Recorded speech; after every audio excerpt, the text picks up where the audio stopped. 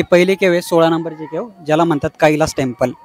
तर या कैलास टेम्पलची माहिती पूर्ण गोळा करण्यासाठी नुसतं केवमध्ये जाऊन दगडे पाहून त्याचा अर्थ आपल्याला कळणार नाही. तर त्याचा एक्झॅक्ट अर्थ कळण्यासाठी मी एक बुक इथली आत्ता परचेस केली. त्या बुकमध्ये जी माहिती मी तुम्हाला डिटेल माहिती सांगेन आणि त्यानुसार तुम्हाला हे जे कैलास टेम्पल आहे त्याची एक्झॅक्ट माहिती कळेल. हे जे मंदिर आहे हे मंदिर बांधण्यासाठी कमीत कमी 200 वर्ष लागली टोटल मंदिर बांधण्यासाठी. वरतून तो दगड पूर्ण कोरून हे मंदिर बांधलं गेलं सगळं मंदिर.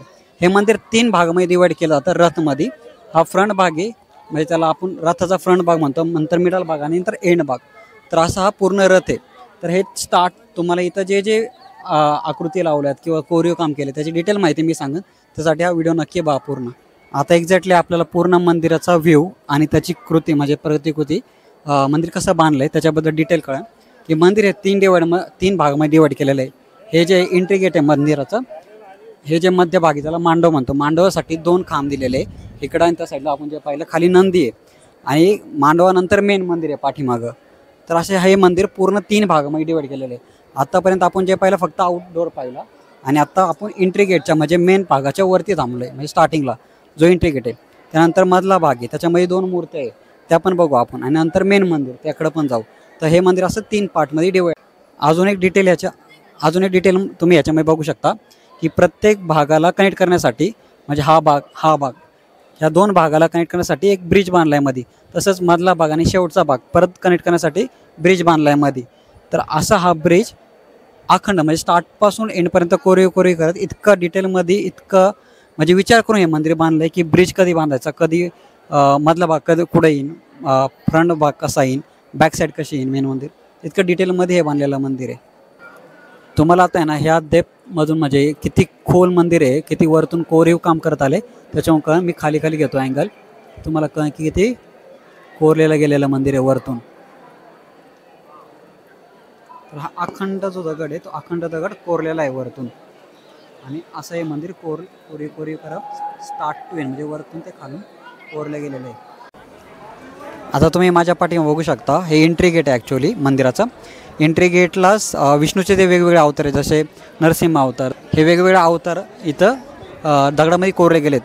नरसिंह अवतार तुम्ही बघू शकता एक्झॅक्ट डिटेलमध्ये राक्षसाला मारताना नरसिंह एकदम डिटेलमध्ये कोरले गेले. असेच वेगवेगळे विष्णूचे अवतार इथं कोरले गेलेत एंट्री गेटला. आपण आता एंट्री मारू मंदिरामध्ये. तुम्ही जी आता माझ्या पाठीमागे भिंत बघता या भिंतीवर पूर्ण आपलं रामायण इन डिटेलमध्ये कोरले गेले, पूर्ण रामायण. तर स्टार्टपासून एंडपर्यंत म्हणजे सीताहरण किंवा एंडच्या लाईनला तुम्ही बघू शकता रावणाचं युद्ध. मध्ये तुम्ही बघू शकता की हनुमानाने पर्वत उचलला आहे. हे टोटल एकदम डिटेलमध्ये रामायण पूर्ण इथे लिहिलेलं आहे. आणि त्याच्या आधी मध्ये एकदम मिडल लाईनला बघू शकता की वाली आणि रामामध्ये वाली त्याच्यामध्ये जी भांडणं झाली त्याच्यामध्ये रामाने जो भाग घेतला होता तो भाग पण तिथं टोटली एक्सप्लेन केलेला आहे तिथं सगळा. आपले वानरसेना पण टोटल इथं कोरली गेलेली आहे पूर्ण वानरसेना. तर असं पूर्ण हे रामायण सीतेचं हरणापासून स्टार्ट टू एंडपर्यंत रामायण एकाच भिंतीवर पूर्णपणे कोरलं गेलेलं आहे इथं. आता तुम्ही जे बघताय ही जी गजलक्ष्मी आहे, गजलक्ष्मी खालचे जे हे ती फुलं आहे कोणती, कमळाची फुलं. कमळाच्या फुलांवर गजलक्ष्मी बसलेली ही देवी आहे गजलक्ष्मी. आणि त्यानंतर बाजूला जे बघताय ते 2 आपले हत्ती आहे ते त्याच्यावर पाणी मारतात गजलक्ष्मीवर. तर असं हे स्ट्रक्चर आहे पूर्ण. हे खाली कमळाची फुलं, वरती हत्ती त्याच्यावर पाणी मारतात. तर देवळामध्ये तुम्ही इथं पाहू शकता भिंतीवर कदाचित हे राम आहे. हनुमानजी रामांना घेऊन उडतात त्या हवेत. मे बी याची मूर्ती, मे बी मी चुकीचा पण असू शकतो पण दिसण्यावरून तर असंच वाटतंय. साईडला जर बघितलं आपण इकडं तर महालक्ष्मी आहे, शिवावर बसलेली आहे, युद्ध करते कोणाबरोबर सोबत. हे जे तुम्ही मूर्ती बघता आता ही ॲक्च्युली हत्तीची मूर्ती आहे. अखंड दगडामध्ये हत्तीची मूर्ती कोरली गेली आहे. आणि हा मंदिराचा उजवा भाग आहे जो आपण आत्ता बघतोय. इथं एक स्तंभ आहे मोठा, हा मोठा स्तंभ आहे इथं. आता आपण ह्याच्यामध्ये जाऊ आणि बघू एक्झॅक्टली काय. मंदिराच्या डाव्या साईडला एक भिंत आहे, त्या भिंतीवर आत्ता मला ही मूर्ती दिसली. तर ही मूर्ती आहे ब्रह्मदेवाची. तुम्ही बघू शकता 3 तोंड आहे वरती, हातात कमळ वगैरे, थोडं तोडलेलं आहे पण ब्रह्मदेवाची मूर्ती आसनावर बसलेली आहे मस्त. ही ब्रह्मदेवाची मूर्ती ही मंदिराच्या लेफ्ट साईडला आहे. आता आपण जिथून आलो डाव्या साईडनुसार डाव्या साईडने पण आपल्याला एक हत्ती भेटला आणि एक स्तंभ भेटला. तसं सेम स्तंभ सेम हत्ती उजव्या साईडला पण आहे बघा. उजव्या साईडला पण हत्ती पण आहे आणि स्तंभ पण आहे इथं. तर मंदिराच्या दोन्ही साईडला 2 हत्ती आणि 2 स्तंभ. बघताय माझ्या पाठीमागं ही जी मूर्ती ॲक्च्युली ही मूर्ती आपल्याला डिटेलमध्ये एक्सप्लेन करते. खालची जी मूर्ती ती रावणाची एक मूर्ती आहे आणि वरती कैलास पर्वत आहे. तर रावण ज्यावेळेस कैलास पर्वताला हलवतो आपल्या हिस्ट्रीमध्ये ते पूर्ण इथं डिटेलमध्ये कोरलेलं आहे. खालचा रावण आहे तो कैलास पर्वताला हलवतो असंही दाखवलं इथं पूर्ण. तर रावणाची ताकद किती होती त्याच्यावरून आपल्याला कळतं त्यावेळेस. तर वरती शिव पार्वती खाली रावण पूर्ण व्हायब्रेशन करून तो कैलास पर्वत हलवतोय. इथून तुम्हाला अंदाज येत असणार आत्ता की अख्खं मंदिर दिसत आहे. मंदिराच्या बॉटम साईडला तुम्ही बघू शकता सगळीकडं हत्ती कोरलेले आहे. सगळ्या मंदिराला बॉटम साईडला टोटल हत्ती कोरलेले आहे सगळीकडं. तरी खालची बाजू आहे वरची बाजू मंदिर आहे.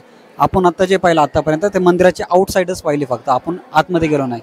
आता आपण आतमध्ये जाऊ मंदिराच्या राईट साईडला जसं आपण रामायण पाहिलं एका भिंतीवर पूर्ण कोरलं होतं तसंच लेफ्ट साईडला तुम्ही बघू शकता पूर्ण महाभारत कोरलेलं आहे मंदिराच्या लेफ्ट साईडला. मंदिराचा आउटडोअर आहे. आता आपण इनडोअरला जाऊ. तर हा मेन मंदिराचा गाभारा आहे. तुम्ही बघू शकता इथं पिंड आहे खूप मोठी आणि खूप भारी पिंड आहे. आतमध्ये तुम्ही बघू शकता क्लिअरली पिंड खूप मोठी आणि खूप भारी पिंड आहे.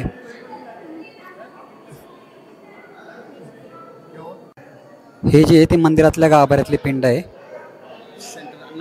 आम्ही आत्ता ॲक्च्युली मंदिराच्या आतमधल्या साईडला आहे म्हणजे मेन गाभाऱ्यात. ते तुम्ही बघू शकता स्तंभ आहे खूप मोठा स्तंभ आणि बालकृष्ण इथं हे केलेलं आहे कोरलेले इथं. तुम्ही बघू शकता समुद्र मंथन ची कल्पना आहे जी आपली हिस्ट्री समुद्र मंथनाची ती पूर्ण इथं कोरलेली आहे. समुद्र मंथन करताना देव. हे जे पेंटिंग आहे तुम्ही बघू शकता ही पेंटिंग आहे नरसिंह अवताराची. राक्षसाचा पोट फाडताना क्लिअरली इथं आपल्याला दिसते ही पेंटिंग.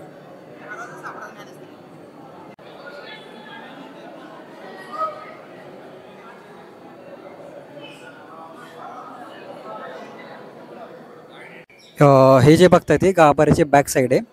गाभाऱ्याच्या बॅक साईडला पण 3 वेगवेगळी मंदिरं इथं.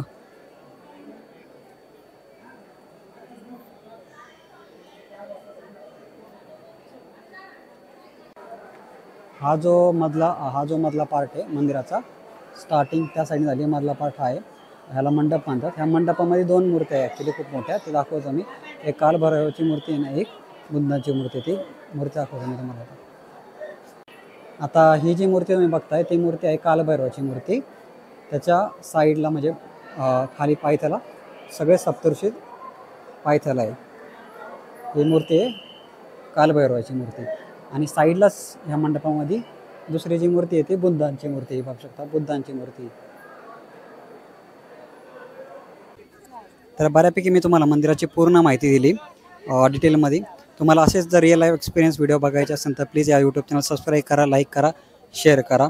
आणि माझे यूट्यूबचे व्हिडिओ बघा. फुल डिटेलमध्ये व्हिडिओ असतात सगळे with guide with detail understanding. ठीक आहे. तर नक्की यूट्यूब चॅनलला सबस्क्राईब करा.